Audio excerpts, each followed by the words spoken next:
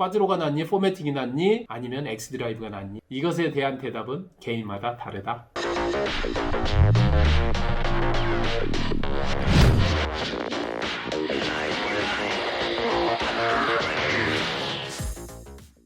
안녕하십니까. 슬기로운 자동차 생활 시유카TV의 정진환입니다. 저도 한 15년 정도 차량 관련한 일을 했는데요. 실제 제가 전공자가 아니었기 때문에 차량에 대해서 기술적인 부분이나 이런 옵션들은 이런 거와 연관이 되는구나 이런 부분일 때 항상 좀 취약했습니다. 저 문과 출신이거든요. 그래서 결국은 어쩔 수 없이 공부를 하게 되고 실제로 현업에서 카센터에 있는 카센터 사장님들하고 현장을 이제 직접 보면서 실제 수리하는 내역을 보면서 지식을 아름아름 쌓아가기도 하고 그래도 모르면 검색도 해보고 유튜브에서 이렇게 발췌를 해서 보기도 했는데요.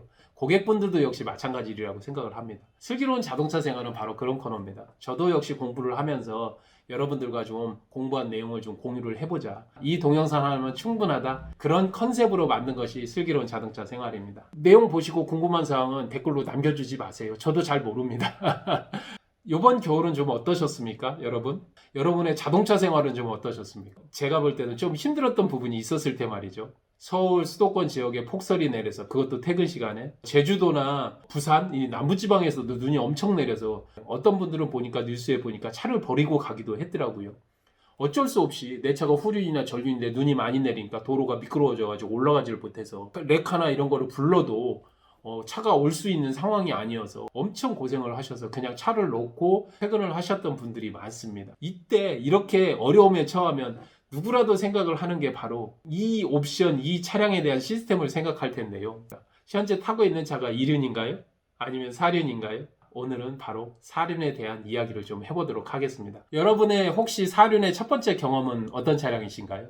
유튜브를 디렉팅하고 시나리오까지 쓰는 허피디 같은 경우에는 95년도 일본차 로데오를 처음으로 탔다고 하더라고요. 저하고 비슷한 경험을 했는데요. 주말마다 낚시를 하러 다니라고 거의 낚시에 미쳐 있었죠. 코란도를 샀었던 기억이 있습니다. 그때 당시에는 지금처럼 전자동 시스템이 아니어서 고속주행을 할 때에는 2륜으로 달렸고 눈밭이나 비가 올 때에는 고속사륜을 놓고 했고 뻘밭에 있을 때는 저속사륜을 했었는데요. 그것도 섰다가 하거나 아니면 주행 속도를 낮춰서 바꿔줘야 되고 그렇다 하더라도 여러분들은 혹시 경험해 보셨던 분들은 알 겁니다. 남들은 빠져가지고 벌벌대고 있는데 저는 혼자 막 끌고 나오고 뒤에다가 붙여가지고 좀 차도 빼주고 했을 때는 쾌감도 느끼기도 하고 진탕길을 막 다니면서 먼지 날리면서 다닐 때는 요즘 얘기하는 야생 뭐 이런 느낌이 있기도 했고 나름대로 어떤 낭만이 있었는데요. 실제로 놓고 보면 눈이 너무 많이 오거나 비가 너무 많이 오고 땅이 너무 하면 일반 차들과 크게 다름은 없습니다.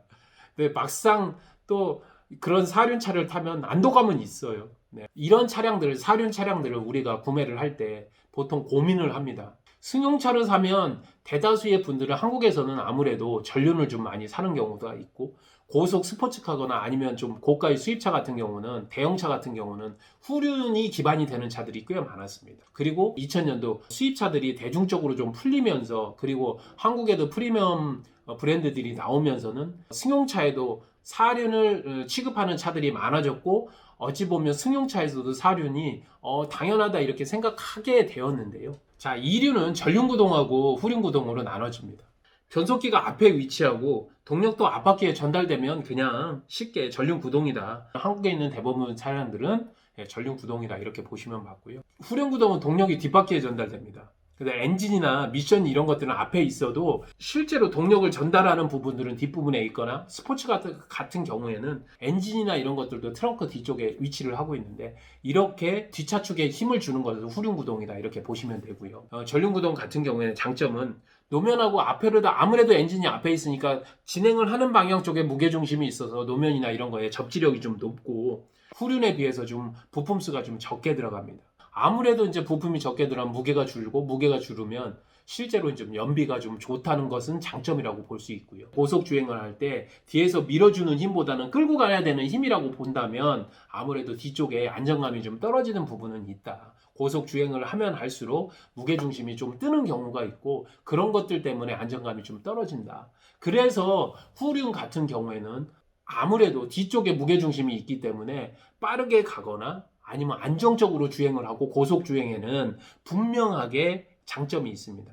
하지만 뒤쪽에서 밀어주는 거니까 노면이 불규칙하거나 아니면 노면에 눈이 있거나 아니면 비가 오는 경우에는 이렇게 밀어주기 때문에 앞쪽을 뒤쪽에서 이렇게 추력을 주기 때문에 아무래도 무겁고 힘을 좀 더 받아가지고 주행할 때 미끄러짐 현상들이 일어나는 경우들도 많습니다. 그래서 특히 코너링 시에는 오버스티어링이 일어나고, 물론 이제 전륜 같은 경우에는 언더스티어링 현상이 일어나서 문제점이 발생을 합니다만은, 이런 부분은 전륜과 후륜의 장점과 단점이다 이렇게 보시면 되고요. 이런 장단점이 있어서 많은 업체들이 대중적으로 생산을 할 때는 단가 조금 가볍고 부품 수도 적고 단가가 낮은 전륜 자동차를 기반으로 하고 좀 비싼 차들, 고가의 차량들을 스포츠카나 아니면 대형차, 대형 세단 같은 것들을 후륜 차량으로 하는데요.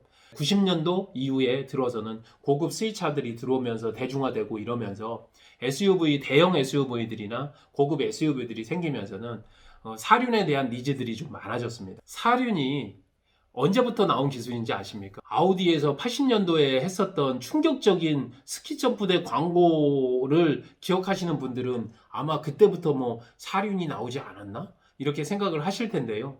사진 보시면서 아마 깜짝 놀라셨을 겁니다. 이게 잘 갈까? 속력이 얼마나 날까? 우마차가 더 나은 거 아닐까? 이런 생각도 좀 해봤는데요. 무게가 장난 아니겠는데요. 한 1893년입니다. 그렇다면 칼 벤츠가 최초의 자동차 특허를 낸 1886년인데 실제 특허를 낸 지 9년밖에 안 됩니다.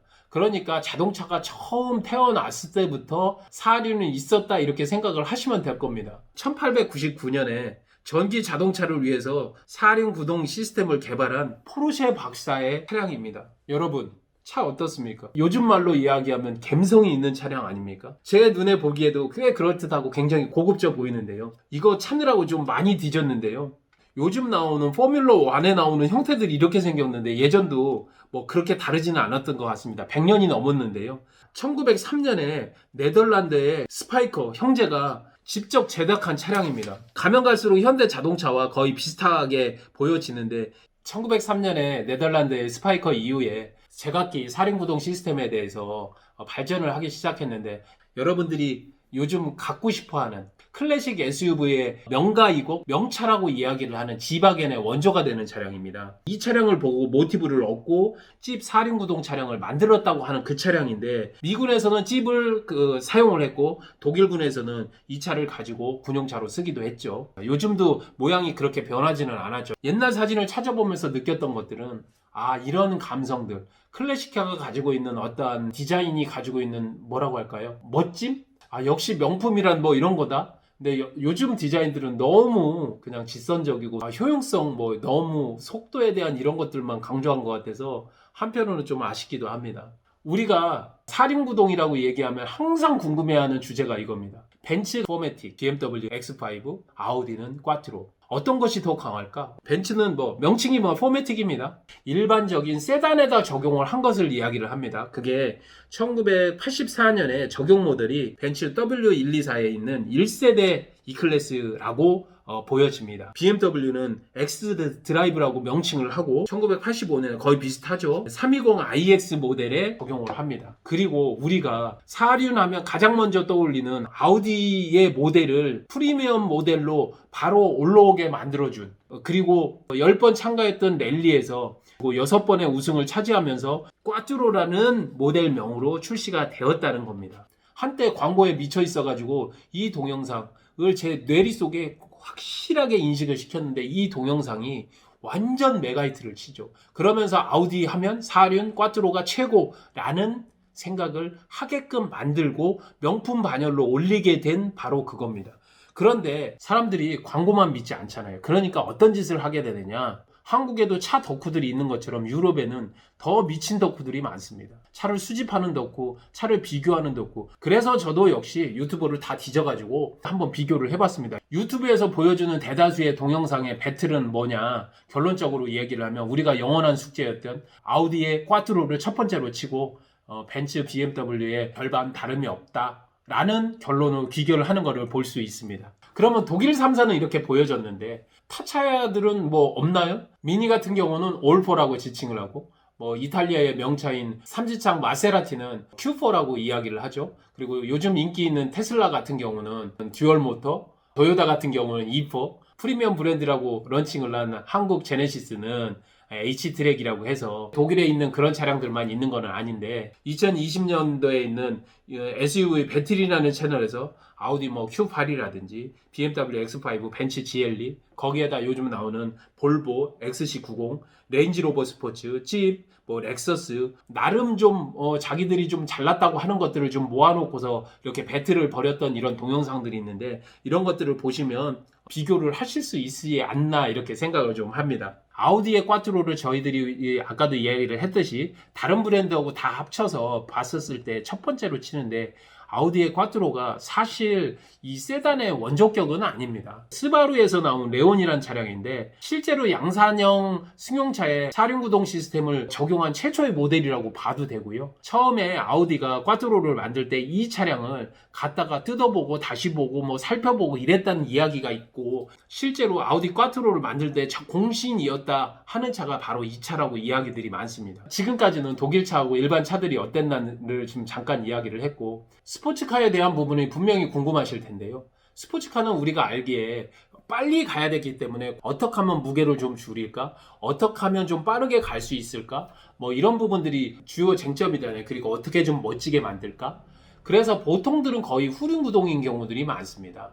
그런데 스포츠카에도 4륜구동을 적용하는 사례들이 있었는데요. 2011년에 제네바 모터스에 실제로 페라리 FF라는 모델이 4명이 탈 수 있는 4륜구동차를 유일하게 출시를 했었습니다. GT 타입으로 트렁크가 아주 크게. 박인비가 골프를 거의 휩쓸고 다닐 때 페라리의 스폰서였거든요. 그래서 이 차를 줬었는데 박인비가 했던 말이 투어를 다닐 때 트렁크가 커가지고 골프 백하고 짐들도 다 들어가고 그래서 꽤 만족스럽다 이렇게 얘기했던 게 저도 기억이 나는데요. 이 이후에 단종되고 없어지고 GTC 루소하고 GT로 그냥 명맥만 이어가는 정도? 눈밭에서 사실 달릴 일이 없으니까 후륜구동 정도면 굳이 4륜구동 없어도 된다 이렇게 생각을 했던 것 같습니다. 탑기어 동영상인데요. 페라리 GTC 루소하고 벤틀리 컨티넨탈을 빙판 위에서 경주를 시켰던 영상인데 완전 드래프트 하면서 막 이렇게 도는 게 굉장히 장관인데 어찌 보면 당연한 결과일 수도 있는데 슈퍼카도 눈밭에서는 고속 주행을 하게 되면 어쩔 수 없이 처박히고 밀릴 수밖에 없다는 걸 당연한 것 같고요. 이 동영상에서 보면 페라리보다는 벤틀리 컨티넨탈이 훨씬 더 빠르고 안정적으로 운전하는 게 보여지는데 그럴 수밖에 없는 것 같습니다. 벤틀리 컨티넨탈이 공차 중량이 2.3톤입니다. 누구보다도 무게가 무거우니까 아무래도 무거운 차가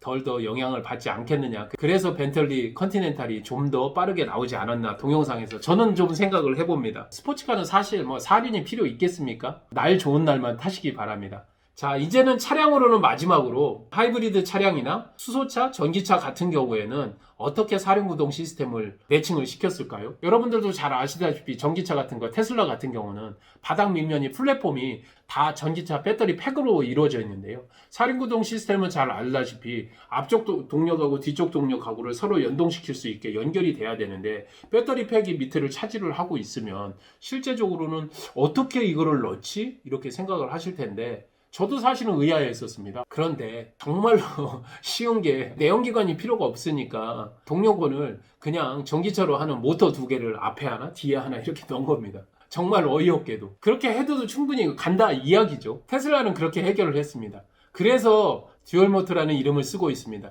이와 비슷한 방법으로 포르쉐의 전기차 타이칸도 역시 전기 모터를 앞뒤로 넣어서 2개를 장착을 하고 스포츠카답게 후륜에는 2단 기어를 장착을 하는 형태로 출시를 했고요. 테슬라 트럭 같은 경우는 트리플 모터도 있습니다. 아무래도 화물차에는 덩치가 크니까 트리플 모터를 통해서 구동을 시키는 형태로 있습니다. 전기차는 모터 부분을 강화하는 형태로 4륜구동을 발전을 시키고 있다 이렇게 보시면 맞을 것 같습니다. 하이브리드 같은 경우는 좀 궁금하실 텐데 이게 과도기로 넘어가는 거라 이전에 있었던 내연기관의 방식과 전기의 모터를 같이 갖고 와서 쓰는 방식이라 내연기관도 있고 전기 모터도 같이 장착하는 방식으로 현재 쓰고 있습니다. BMW i8 같은 형태가 이렇게 쓰고 있는데요. i8 로드스터는 스포츠카답게 후륜에다가 3기통짜리 231마력 1500cc 가솔린 엔진을 넣고 앞쪽에다가 전륜에다가 131마력 전기 모터를 탑재를 했습니다. 그러니까 이게 똑같은 얘기예요. 이게 이제 과도기적이라 중간에 이런 모습으로 있다가 전기차로 가거나 아니면 이제 다른 수소차로 가거나 이렇게 되겠죠. 그런데 플러그인 하이브리드라 이렇게 장착을 한 거고, 그리고 2020년 3월에 단종을 시켰습니다. 후속 모델은